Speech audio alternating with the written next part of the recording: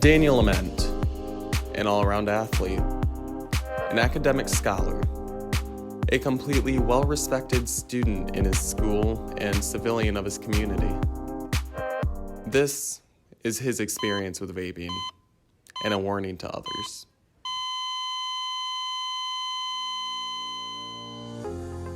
As a junior at Grosse Pointe North High School, Daniel Ament excelled in academics and athletics. Daniel was well-liked and had many friends throughout his active life of competitive sailing, swimming, and running. When he wasn't practicing, you could find him with his friends and family on or somewhere near the water.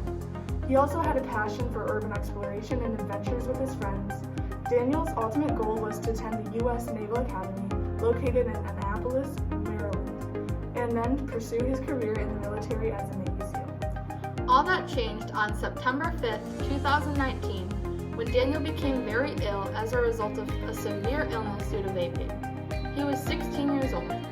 After spending 29 days on life support, Daniel faced imminent death prior to receiving the gift of life with the first double lung transplant in the world from vaping-related illnesses on October 15, 2019. Our GMA cover story now, a teenager who underwent a double lung transplant after vaping is now telling his story as a warning to others. Paula Farah sat down with him, and this is quite a story. Good morning, Paula. Quite a story he has. Good morning, Robin. Good morning, everyone. Daniel Ament was a healthy high school student who loved to sail, swim, and run.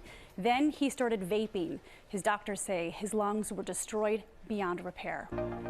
While Daniel is doing well, full recovery from a lung transplant can take a very long time. Today, Daniel is committed to sharing his story publicly and launching a nonprofit organization that will encourage young people to live healthier and happier lifestyle and improve overall mental wellness, with training for counselors, coaches, and parents to provide alternatives to coping with the pressures of being a teenager void of substances. Daniel plans to graduate high school in the spring of 2021 and attend college. Daniel is one of 9 siblings, including a twin brother, younger brother, and a sister residing in Grosse Pointe Woods, Michigan.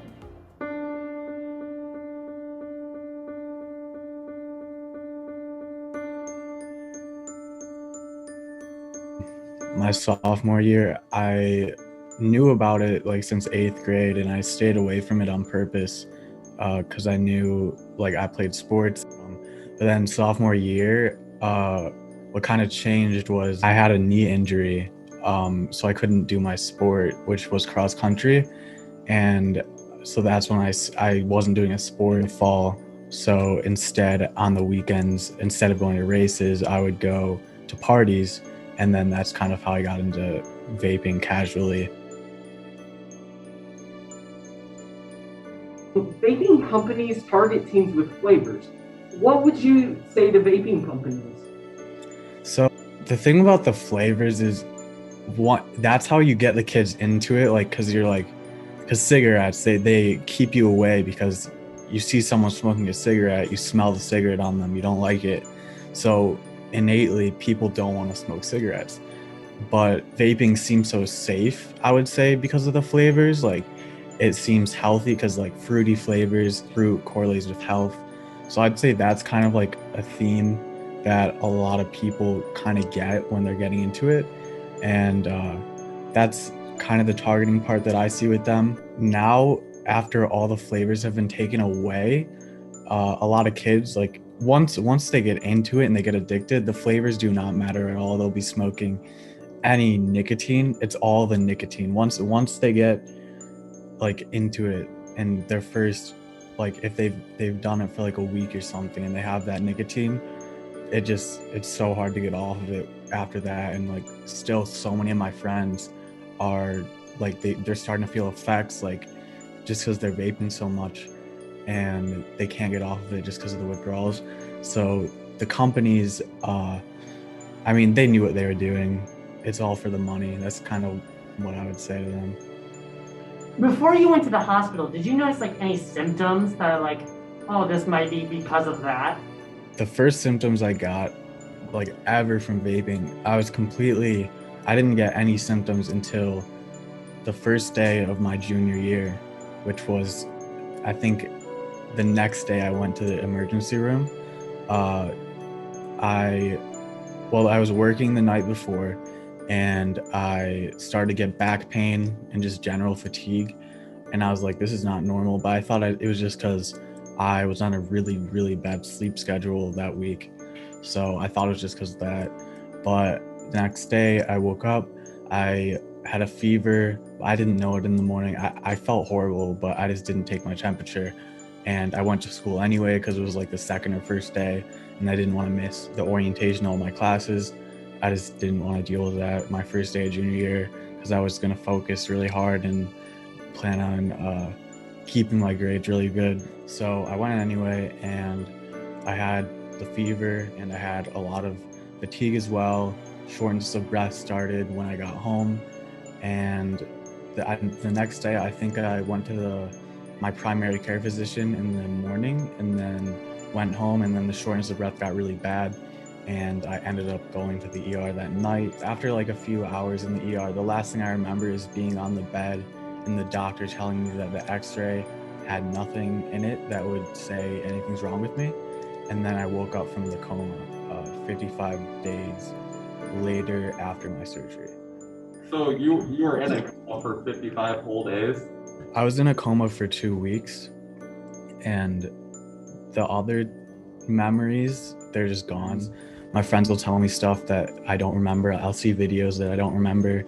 The doctor said I was like, that I could get it back, but it like never came back. So is it almost like a case of amnesia, or just the fact that your body was so was just on so many different things in the hospital that you just weren't functioning good enough? I think it was like the drug, because I was in a medically induced coma. So that's like, they're literally giving you so much stuff to fall asleep and like stay there so your body can recover. And I think it was those drugs that affected my memory and just made me lose all my memory from the prior like 3 weeks that I was conscious. Why didn't you tell your parents about vaping sooner rather than when you were at the hospital? So, I mean, I hid it obviously because that my mom would be mad if she found out that I vaped. My brother vaped and she knew about that, and he would always be getting in trouble. And also I owned my own Juul for about 2 weeks, but other than that, I did not own my own vape. I would only be using my friend's stuff, like when I would see them. So I thought it wasn't a big deal. I wasn't addicted in my mind, but I definitely was, because even after the hospital, I had cravings for it, even like after my transplant. And yeah, so I just didn't tell them because I didn't think anything bad was going to come from it. I didn't really know there was a possibility of getting sick from it at all. And even like what happened to me, like never would I have ever thought anything this serious could happen. And then I did tell like right when I had symptoms, I told my mom like instantly. I was like, because I just wanted them to know everything so that they could help me the best they could. 5 minutes in the ER, like right when the doctor came in, I told them I drank, I vaped, and anything else I'd ever done, so that they would have all the information they need. So I was very scared, so I thought I needed to tell them everything after I had any sort of symptoms. You have a brother. He's your twin brother, right? Yeah. Yeah. So you said he vapes as well.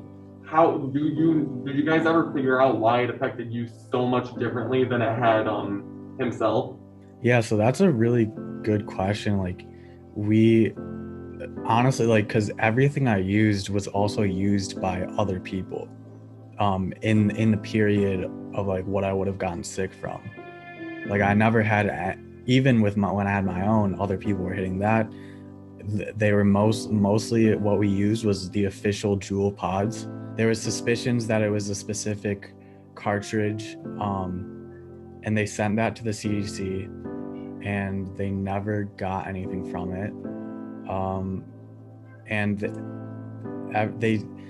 they like investigate, for some reason all the blame got put on this cartridge, but the cartridge that it was, because they thought it was a black market cartridge, other people were hitting it, like at least 3 other people, and I did not hit it as much as them, and I was the one that got sick. So in my mind, it's not a specific cartridge, it's probably a variation of things that I used that caused it. But yeah, we still don't know what caused it. It was some vaping device, but yeah, there's no way I think I'll ever know, because the CDC, the cartridge that got sent over, never had anything come from it. So yeah, I don't really know, and I don't think I'll ever know. So a lot of people like instantly just like stopped because they were just like scared. But then like the nicotine like was so addictive that, because I know that vaping like just basically almost killed me. Like I was a day away, like I was really close to death. Like before, if I didn't get that transplant then, they said I was like really sick and I probably wouldn't have lasted much longer. And yeah, so like some people like just like got so scared that they just completely stopped. Some people switched to different methods of getting nicotine. But some people did actually just completely stop. Like that was what they needed to get them to stop. But it's really all like basis on how like that person. And then a lot of people made excuses to like kind of distance themselves from the situation and make it seem like to themselves that it wouldn't happen to them because, oh, it was something random and crazy. Like, but it was happening to other people in the United States, and I still think it was most likely like the official stuff, and that there just wasn't good enough quality control among the products. I was wondering if there are any activities you feel like you're missing out due to this experience. Yeah, that's a big thing right now for me.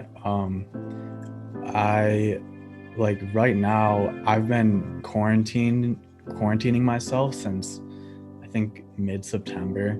I've seen my friends like twice because I've just been super scared to get COVID, and like a lot of them don't have to take the same precautions. I feel like I'm missing out on a lot. Like people are going back to school. I missed my entire junior year. I missed my entire senior year. Like my senior year is all online. I'm finishing it up right now. I see my friends all the time hanging out like on social media, and I won't be able to go see them. And even when I can, I'm definitely stressing like the whole time. I really did want to travel too. I had the opportunity to go on a sailing trip, and I knew these 2 girls that are actually on a trip right now. They have a bigger boat and they're sailing around in the Bahamas areas, and I was supposed to meet them and sail with them for a few weeks, but that hasn't happened because of COVID. But yeah, I'm definitely missing out on a lot. So earlier you talked about how your friends were super addicted. How were you able to come over your nicotine addiction? I think I probably didn't have a lot of issue with it because I would go days, weeks. I would go like a week without vaping and I'd be fine. So I had really good control over myself in general, because I didn't want to be, in my mind constantly I'd be telling myself, don't get addicted, so that you are spending money on it, like things like that. I was a little worried about like my running, like if I was vaping too much that I might impact my running, but I never got any symptoms, and I thought if I vaped less than everyone else then I probably wouldn't get any issues. So I mean, it really did surprise me when I woke up and they were like, you had a lung transplant. It was from vaping. I would say an issue was when I actually started like going out places again, and I would see people vaping in public. Definitely like being around people vaping, which I mean, it's kind of inevitable because a lot of teenagers vape. Before COVID happened, when I'd go to like hang out with people, I would still see people vaping like all over. And that was probably more of an issue, like just seeing them and being back around the same type of lifestyle that I was living before. And like, I don't know, it was more of an issue of seeing other people, and it was hard mentally.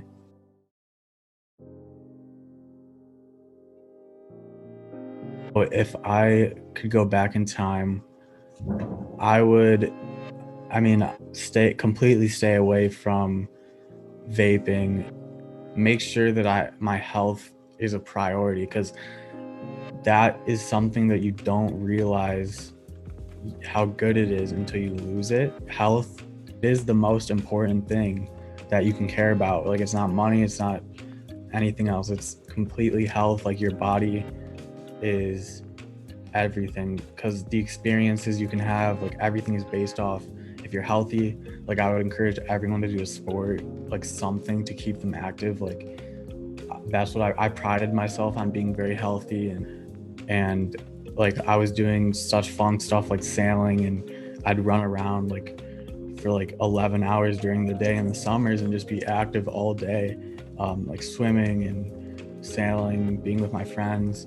And that was all because of my health. But like now I have a lot of issues because I have all these medicines. Like, really, just your mental health and your physical health are the most important things, and that you should pride yourself on taking care of yourself. What goes into your body is super important, and just think about what is going in. Like, that chemical from that factory that you, like, some random person, do you trust that random person in a factory that is not going to be using this? Do you think they care if you're going to be screwed for your entire, like, for your life? And if you ask any professional, they're going to say, no, it's not good for you to be putting that in your body. And I just, you have to think about what's going in your body. Just like, look at the thing that you're putting in your body and think about, do you want this going in your body? And maybe that'll help people visualize it. I don't know. That's kind of how I'm thinking would help me if I was in that situation. We really appreciate you taking the time to share your story. Like Nick said, you know, it's got to be stressful to share this over and over. And we're just sorry that you had this experience, and really think that you sharing this will help prevent other teenagers, hopefully, from picking this up. It's kind of like, I'm hoping, like, when I talk about this stuff, it just gives people like a reality check. Like, because like I never thought about this type of thing. Like, I was super healthy, so I was just like, I'm healthy. I don't have to worry about like that stuff. Like most kids don't. Like, I'm trying to take, hopefully, people that were in my mindset, like, just not even understanding the depth of it at all. Like, I was so young, I just didn't understand the depth of it and what it could do. Obviously, you hear parents, but you just be like, I'll have to throw that to the side, like, in one ear out the other. So hopefully, like, another kid talking to them, like, it can happen to anyone, like literally anyone. Because I was the healthiest kid, so